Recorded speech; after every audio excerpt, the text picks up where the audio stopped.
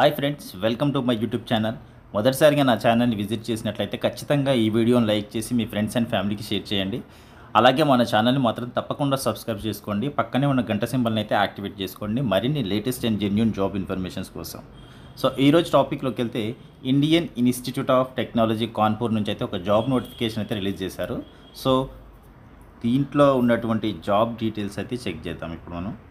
Friends, ఇక్కడ name of the post అని, number of vacancies, అలాగే పే లెవెల్ అని మెన్షన్ చేశారు. సో ఇక్కడ నేమ్ ఆఫ్ ద పోస్ట్లో ఎలాంటి పోస్టులు ఉన్నాయని చూద్దాము. ఫస్ట్ వన్ వచ్చేసి సీనియర్ సూపరింటెండింగ్ ఇంజనీర్, అలాగే సూపరింటెండింగ్ ఇంజనీర్, అలాగే deputy registrar, executive engineer, assistant counsellor, assistant registrar library, hall management officer, medical officer, assistant security officer for women only, assistant sports officer, junior technical superintendent, అలాగే junior assistant. So ఇక్కడ 13 రకాల jobs అయితే release చేశారు. So వీటికి సంబంధించిన salary structure కూడా provide చేశారు. So మనం ఇక్కడ మెయిన్గా ఫోకస్ చేయాల్సిన జాబ్ ఏంటి అంటే 31 జూనియర్ అసిస్టెంట్. సో దీనికి సంబంధించిన జాబ్ డీటెయిల్స్ అయితే చెక్ చేద్దాం. సో ఇక్కడ జూనియర్ అసిస్టెంట్ చూసుకున్నట్లయితే మనకు 12 వేకెన్సీస్ అయితే ఉన్నాయి.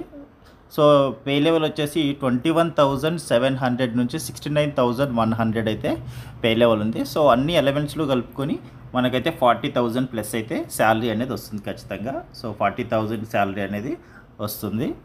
జూనియర్ అసిస్టెంట్కి సంబంధించిన జాబ్ డీటెయిల్స్ అయితే ఏంటి, దానికి కావాల్సిన క్వాలిఫికేషన్స్ ఏంటి అనేది చూద్దాము. సో ఇక్కడ ఏజ్ లిమిట్ అయితే ఇచ్చారు. సో మనకు 13 కాబట్టి సీరియల్ నెంబర్ 13 జూనియర్ అసిస్టెంట్ కాబట్టి 21 to 30 ఇయర్స్ అయితే ఏజ్ లిమిట్ అనేది ఉండాలి. దాంతోపాటు ఏజ్ రిలాక్సేషన్ కూడా ఉంటుంది. సో అది కూడా చెక్ చేద్దాం. So 13th one junior assistant. So మనమైతే డైరెక్ట్గా అక్కడికి వెళ్ళిపోయి అదైతే చెక్ చేద్దాం. సో ఇక్కడ జూనియర్ అసిస్టెంట్ అనేది పోస్ట్కి 1 PWD-HH, 1 PWD-HH, 1 EWS, 9 unreserved. So టోటల్గా ఓవరాల్గా 13 వేకెన్సీస్ అయితే ఉన్నాయి. 9 అన్రిజర్వ్డ్లో ఉన్నాయి కాబట్టి ప్రతి ఒక్కరూ అప్లై చేసుకోవచ్చు. మిగతా EWS వాళ్ళకి ఒకటి, PWD-VH ఒకటి, PWD-HH వాళ్ళకి ఒకటి అయితే ఉంది. సో ఓవరాల్గా 13 వేకెన్సీస్ అయితే ఉన్నాయి. సో దీంట్లో ఎసెన్షియల్గా కావాల్సింది ఏంటి అంటే bachelors degree with knowledge of computer applications. So ఖచ్చితంగా ఏదైనా డిగ్రీ ఉండాలి, దాంతోపాటు కంప్యూటర్ అప్లికేషన్స్ అయితే వచ్చి ఉండాలి అని చెప్తున్నారు. అలాగే డిజైరబుల్ అని ఇచ్చాడు ఇక్కడ. Bachelors degree with minimum 50% marks and 2 years of relevant experience in handling establishment matters, R&D, legal, purchase and import, accounts, audit, hospitality etcetera. So దీంట్లో ఏదైతే establish matters, R&D, legal, purchase and import, accounts, audit, hospitality, దీంట్లో ఎవరికైనా work experience కనుక ఉన్నట్లయితే అది added advantage అవుతుంది మీకు. అలాగే డిగ్రీలో మినిమం 50% అయితే మార్క్స్ అయితే వచ్చి ఉండాలి అని చెప్తున్నారు.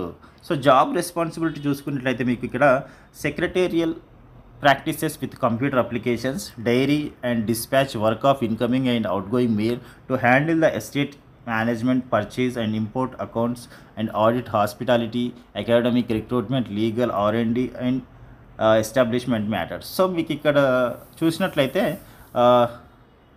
Dairy and dispatch work of incoming and outgoing mails. So దీనికి సంబంధించినటువంటి మెయిల్స్ అన్ని చెక్ చేస్తుండాలి. అలాగే to handle the estate management, purchase, import. So import, accounts, audit, hospitality, academic, recruitment, legal, R&D. So వీటన్నిటికి సంబంధించిన వర్క్స్ అయితే మీరు చేయాల్సి ఉంటుంది. సో మీరు ఇన్ని ఉన్నాయి కదా రెస్పాన్సిబిలిటీస్ అని మీరు టెన్షన్ పడాల్సిన పని ఏం లేదు. ప్రతి ఒక్కటి మీకు జాబ్ ట్రైనింగ్లో నేర్పిస్తారు. సో జాబ్లో జాయిన్ అయిన తర్వాత అన్ని విషయాలు మీకు తెలుస్తాయి. ఈజీగానే ఉంటుంది జాబ్ అనేది. సో ముఖ్యంగా చూసుకున్నట్లయితే రెస్పాన్సిబిలిటీస్ అయితే ఇలా ఉన్నాయి. అలాగే బ్యాచిలర్స్ డిగ్రీ అయితే ఖచ్చితంగా ఏదైనా డిగ్రీ అయితే ఉంటే సరిపోతుంది. 50% మార్క్స్ అయితే ఉండాలి. సో ఇక్కడ జనరల్ ఇన్స్ట్రక్షన్స్ చూసుకున్నట్లయితే చాలా ఇచ్చారు. ఇక్కడ మీరైతే ఖచ్చితంగా ఆన్లైన్లోనే అప్లై చేసుకోవాలి. సో ఈ జనరల్ ఇన్స్ట్రక్షన్స్ అనేవి అన్నీ ఒకసారి మీరైతే క్లియర్గా చదవండి. ఎందుకంటే ఇవన్నీ ఎక్స్ప్లెయిన్ చేయాలంటే మన వీడియో అనేది చాలా లెంతీ అవుతుంది. సో ఇక్కడ ఫీ స్ట్రక్చర్ కూడా ఇచ్చారు. అప్లికేషన్ ఫీ గ్రూప్ ఏకి 1,000 rupees for unreserved and OBC, EWS వాళ్ళకి, అలాగే 500 rupees for SC, ST applicants.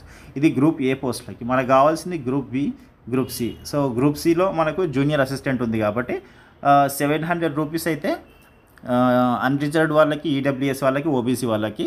అలాగే 350 rupees for SC and ST applicants. So 700, 350 అనేది మన జూనియర్ అసిస్టెంట్కి సంబంధించినటువంటి అప్లికేషన్ ఫీజు. సో ఇదైతే మీరు ఆన్లైన్లోనే పే చేయాల్సి ఉంటుంది. సో ఇక్కడ ఏజ్ రిలాక్సేషన్ చూసుకున్నట్లయితే 21 to 30 ఇయర్స్ అయితే ఉంది మనకు జూనియర్ అసిస్టెంట్కు. అలాగే గ్రూప్ సి కాబట్టి ఇక్కడ అన్రిజర్వ్డ్లో చూసుకున్నట్లయితే 21 to 30 ఇయర్స్ ఉండాలి. ఓబీసీ వాళ్ళకైతే 21 to 33 ఇయర్స్ వరకు అయితే ఛాన్స్ ఉంది. అలాగే ఎస్సీ ఎస్టీ వాళ్ళకి 21 to 35 ఇయర్స్ వరకు అయితే ఛాన్స్ ఉంది. సో మీరు ఏ ఇయర్లో ఉన్నారో మీరు దానికి క్వాలిఫై అవుతున్నారా లేదా అనేది చెక్ చేసుకొని అప్లై చేసుకోవచ్చు. సో ఇది ఫ్రెండ్స్, ఐఐటి కాన్పూర్ నుంచి రిలీజ్ చేసినటువంటి జాబ్ నోటిఫికేషన్లో జూనియర్ అసిస్టెంట్కు సంబంధించినటువంటి జాబ్ డీటెయిల్స్. ఐ హోప్ ఈ ఇన్ఫర్మేషన్ అయితే మీకు ఖచ్చితంగా హెల్ప్ఫుల్ అవుతుందని అనుకుంటున్నాను. ఒకవేళ వీడియో కనుక నచ్చినట్లయితే ఖచ్చితంగా వీడియోని అయితే లైక్ చేయండి. అలాగే మీ ఫ్రెండ్స్ అండ్ ఫ్యామిలీకి ఎవరికైతే నీడెడ్ ఉందో వాళ్ళకైతే షేర్ చేయండి. తప్పకుండా మన ఛానల్ మాత్రం సబ్స్క్రైబ్ చేసుకోండి మరిన్ని latest and genuine job informations కోసం. And thank you so much for watching this video.